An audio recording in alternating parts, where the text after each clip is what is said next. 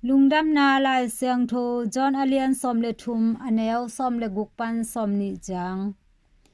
ken aman takpi kongen in a sila in atopa sangin lianzaw hi Sawltakin a sawlpa sangin lianzaw ke hi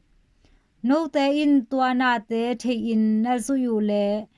thupha na ngah dingu hi no te khempeuh hongji ka hi ke hi ka teelsa mite ka thei hi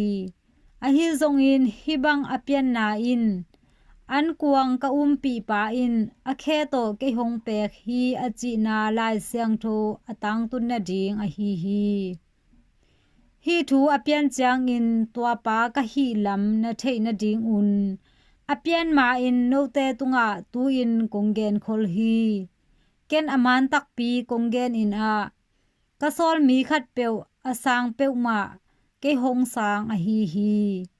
ke hong sang peu ma ke hong sawlpa asang a hi a zuih hi in Topa Lungdamna Lai Siangtho a hi Kristu Topa on tunga phanna ta hen